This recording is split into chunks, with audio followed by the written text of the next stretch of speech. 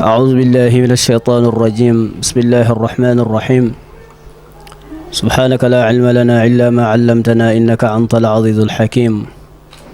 رب اشرح لي صدري ويسر لي أمري واحلل عقدة من لساني يفقه قولي. أما بعد، السلام عليكم ورحمة الله وبركاته. إن calmini حضر أوفف هنديرن دو قال لي شارون شار أحمد برو رضي الله تعالى عنه وأرضاه عنا به آمين. إن قال لي مكو مويدي دو جندي أن ونكو فيا إمم هلكو فيا إمم وني زيارة mo kewɗen wadde gila 2008 faade hannde woni 18e édition inchallah. eɗen payno ziyara mo ganduɗa ko 2024 fuɗɗoto ko le 18 le 19 le 20 inchallahu rabbi e lewru darotondu woni janvier. eɗene ɗo jungo men ñaamo woni musidɗo men ceerno men Mouhammad Isnu Ba omo wonde ceerno Abdou Fati mo ganduɗa ko minen baddata émission inchallahu rabbi. woni ceerno Abdou Fati neɗɗo moƴƴo mo Allah moƴƴini inchallah. ko noon kadi alhaji so ceerno men ceerno alhaji so en beltanimamo no fewi omo tawa e jonde he inchallah. ɗaade paaɗen koye ziyara. sen mbi ziyara alay sago sen mbi Mbour alay sago mbiyen ceerno Ahmad Baro radiyallahu taala anhu. alay sago ganden hol gonɗo ceerno Ahmad Baro Mouhammad Isnu Ba, hol gonɗo ceerno Mouhammad Baro. sabu sen mbi ceerno Mouhammad Baro en mbiyat qur'ana, sen mbi ceerno Ahmad Baro en kaalat adiɓe rende qur'ana e reedu Fouta.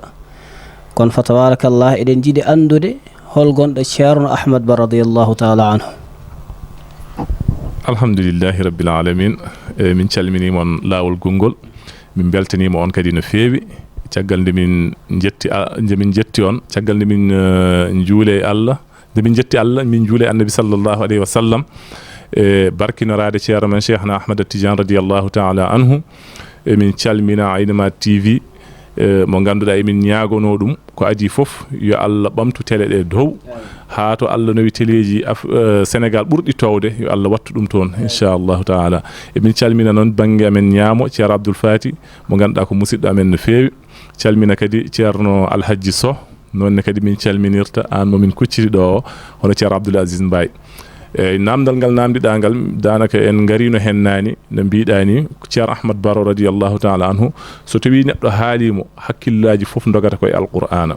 nde wonno ko neɗɗo alqur'ana, ko neɗɗo kadi sunniyanke, ko neɗɗo kadi tijaniyanke. ɗum ɗon woni taarif mo mbawɗen addude e ceerno men ceerno Ahmad Baro radiyallahu taala anhu. enen gandi gurdam makko fof o gasni ɗum koye alqur'ana. gurdam makko noon sen mbi ɗum en kaali gurdam tedduɗam, gurdam ɗam ganduɗa no jeyaaɓe Allah gurdanno yumɓe Allah suufiyankoɓe. kanko ceerno Ahmad Baro ko noon o wurduno, kanko noon o yi aduna ko wuro ceerno to Fouta. eyi kadi jinnaɗo makko gorko wiyete ko Ahmadou Elimane, jinnaɗo makko debbo wiyete ko Mam Yummali, hono no gandirɗen ɗum ni. kanko noon ceerno Ahmad Baro radiyallahu taala anhu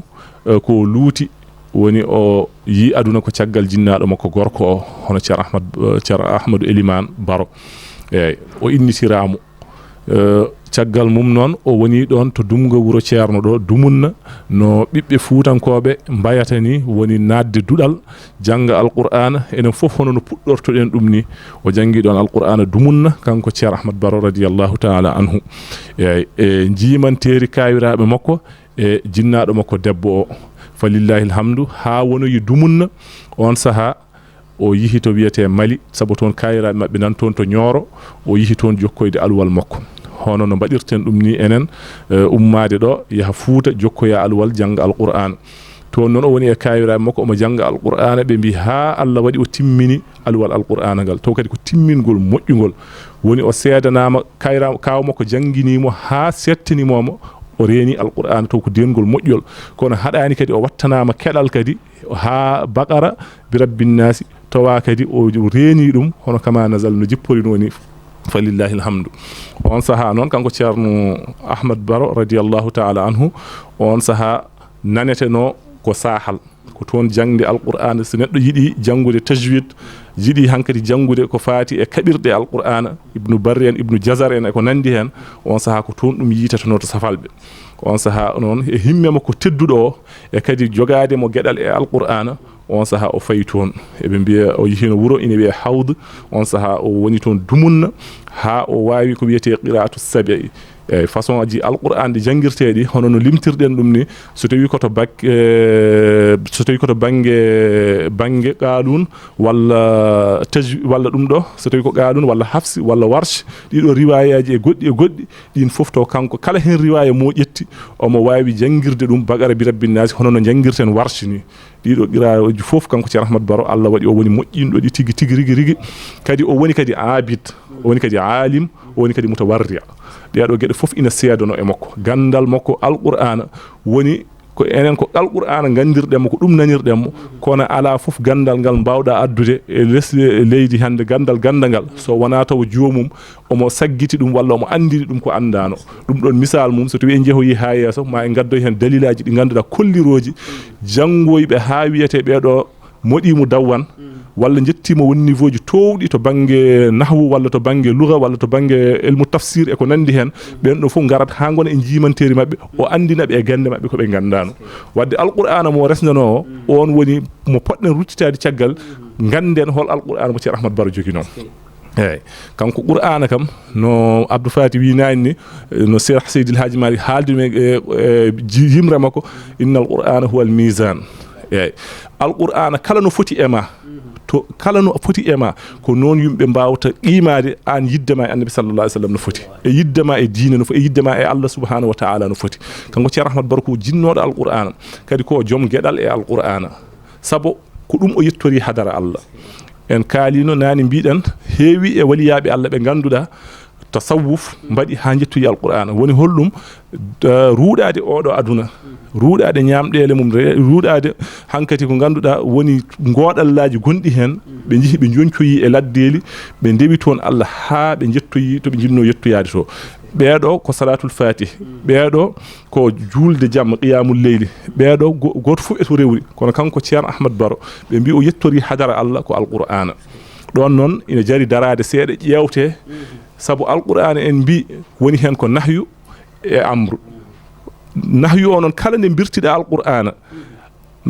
biida ada yara dum hadara Allah ko ganduda ada wada dum to feewani ma wi'a dum don mbaaduda hen kala ko hadata kadi so wi ada rewdon ma wi'a ko hadete do kadi holno mbaaduda hen wadde ma ngona mutawarri'a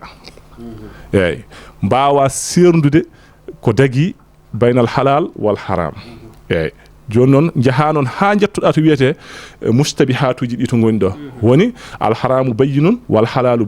bayyinun wa baynahuma non umurul mutashabihat don non ko don waliyabe Allah dadondirta woni no Cheikh Seydil Hadji Malick no gandirno en dum yaade ha e dumunna wiye min mawdo mi woppi kosam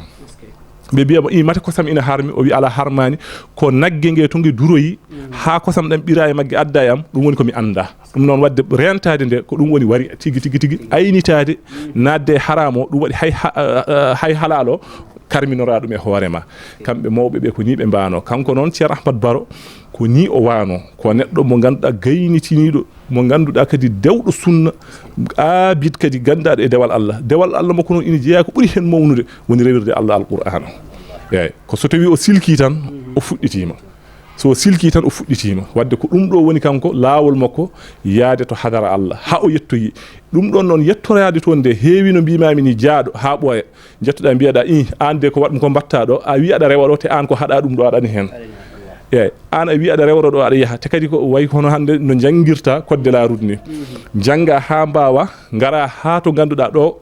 ko ligne continue woni don ko hada doublede doubla ma be an no badduda e dum do ko wadi ado doublo do mate a jangano an e code de la route do ko ligne continue doubletaake wadde rewrude don ha yetto wona hunde wemde il faut an garato hadete do to wada hadisi dum e hoorema garato yamirado kadi taw yamirore de kadi ado golli dum ko don non kanko Ceerno Ahmad Baro rewri ha o yetti hadara Allah tabaraka wa taala tabarakallah fa tabarakallahu ahsanul haliqin ko biida ko non dum woni ngurnam makko fof ko alquran sabu eden gandi Ceerno Ahmad Baro radiyallahu ta'ala anhu wadi tawassul e qur'an yiide mo Seydil Hadji Malick radiyallahu ta'ala anhu rewdi ko tawassul e qur'an ha o holla يويا دكار تون سيد الحاج مالك سي رضي الله تعالى عنه دum fof ina tengtina e ko kalda ko e ngurnam mako fof ko alquran woni sunna mo noddito o ko don ko nela sallallahu alaihi wasallam fawno koyngal ko don o woni so fay koyngal mako sabu nela sallallahu alaihi wasallam yonoma holko woni jikku mako kana bi kana khuluquhu alquran wadde fa tabarakallahu ahsanul haliqin sawi Ceerno Ahmad Baratan awiyat alquran dum yimbe fof ina jabani mo dum ay fa tabarakallah eden gara sen bi Seydil Haaji sen bi Ceerno Ahmad Baro alaysa gum bien Seydil Haaji Malik Sy radiyallahu ta'ala anhuma sabu eden gandi salatul fatih ko so mako jetti konko Ceerno men Ceerno Ahmad Baro eden biya hosobe jindori hosobe ngadi yindirde holso jetti salatul fatih e nyalawmo hono wano Ceerno Muhammad Iznuddin inshallah rabbi alhamdulillahi rabbil alamin Ceerno Abdoul Aziz namdima namdal kimmugal namdal ngal ganduda kadi mi damini julbe be ina katojini kadi andude dum sabo kala nando Ceerno Ahmad Baro nandimo e Ceerno Cheikh Seydil Hadji Malick kala kadi kaldo mbuur wi Ceerno Ahmad Baro yimbe fof ina gandi jokkorgal Ceerno Ahmad Baro ko mam Cheikh Seydil Hadji Malick dum non holno yaari kanko Ceerno Ahmad Baro en kalino biiden caggal nde o arti jangoyde on saha o arti don o towi jinnaado makko debbo fayiga mbuur on saha non biyum debbo ina wiye mam Maymuna Dem on saha ina woni do andube 11 be fu ina gandi galle o nando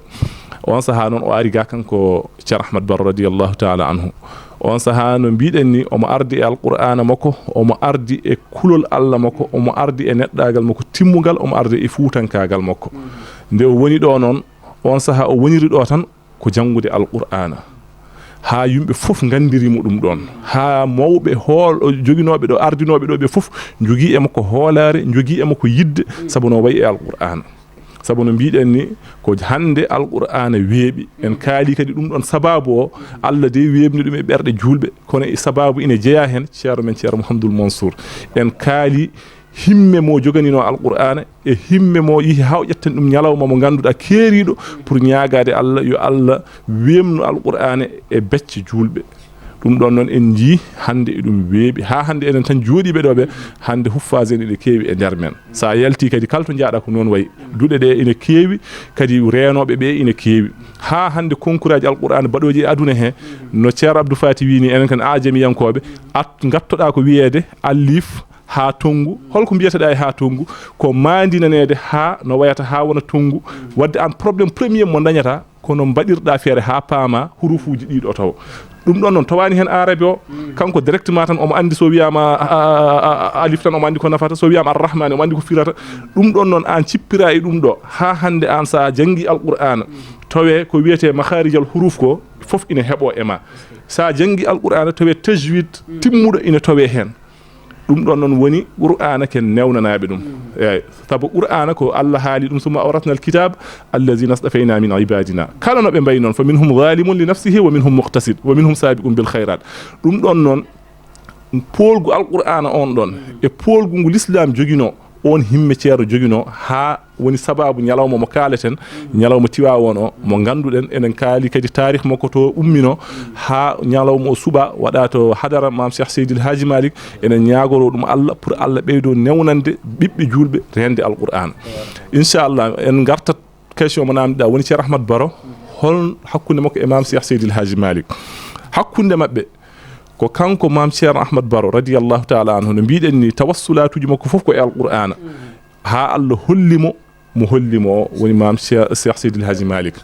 on saha non o ummi do e Mbour yaade juuro yaade Cheikh Seydil Hadji Malick on saha o nani mo to Dakar o ummi do o yi ton juuro yaade mo de yi juuro yaade mo non wonko xewi e hakkunde he be binde o yettinde taw on saha fuddima hirde seeda te enen gandi mawbe be so hiri seetan be kewna ko nattude de o yettinde non on saha o fotti e neddo goto o namdondire on be calmondiri ha pari o namdi on inde mum on wi mo wiyete ko Al-Hasan o wi mo Al-Hasan biyata da o wi don e miijo makko o miiji kanko kam hasuna haluhu eyi sabu hollum o yilotono ko moƴƴere o yi non ɓuɓri moƴƴude ko woni oɗo mo yiloytuno o andi kam o dañi kam tindinɗo mo faade e moƴƴere nde o ummaninonde on saha noon Hasan wimo ceernajo o de foftima joni noon aɗa wawi arde duttoɗen galle ha janggo so Allah jaaɓi jehen toon sabu nde gummotomi toon de ko min sakkiti e makko te on saha to o artiri damal makko Mam Ceerno Ahmad Baro kañumne e wilaya mum e andude mo ko arani ko e andude mo haaju o e kadi andude mo ko fadimo hen ko sabu so wonano joomum so wonano gandanno ɗum so tawi woni no hono amen duttotono tan kono o wimo jehen ha mi yiya nokku o tan jofonoɗa kam ɗon o wimo bisimilla ɓe jeehi ha ɓe jetti e galle o wi ko ɗo woni galle o ɓe naati e galle o wimo ko ɗo woni nokku o nde o wi nokku o nani tan on saha Mam Seydi Hadji Malick omo woni nder o noddi inde makko o wi Hasan o wimo naam o wimo ari o wimo eyi o wi ko mo garduɗa koɗo o ɗum noon andinta wadde garɗo o ko jaɓɓanoɗo omo ardi e gueɗal makko kadi on saha noon ɓe jiidi ɓe calmodiri ɓe kabrodiri ha o yamirimo noon on saha omo wawi ruttidade Mbour kono so Allah jaaɓi kala nde o nanoyimo o ruttima Tiwawon on saha yo towmo toon eyyi ɗum yihi ha waɗi dumunna kanko Ceerno Ahmad Baro o ummi ɗo o yeehi Tiwawon o towi toon Mam Cheikh Seydil Hadji Malick on saha noon o ardinimo e laawol ngol o tottimo kadi sirruji laawol ngol o itti Jawahiral Maani o tottimo kadi omo andi kadi alqur'ana oɗo Ceerno Ahmad Baro Allah no hokkimo hen gueɗal timmugal on saha noon o wimo o yamiri yo jooɗo Mbour ɗo o jangguina alqur'ana on saha kadi o walla yimɓe diine munen e tijaniya munen yo duuma e ɗum tan o jangguina alqur'ana Allah noon waɗi kanko Ceerno Ahmad Baro o arti ɗo hankadi o huɓɓi duɗal omo jangguina alqur'ana kanko ko qur'ana woni fof makko kanko Ceerno Ahmad Baro kala ko heɓi e Allah e nelaɗo mum o heɓiri ɗum ko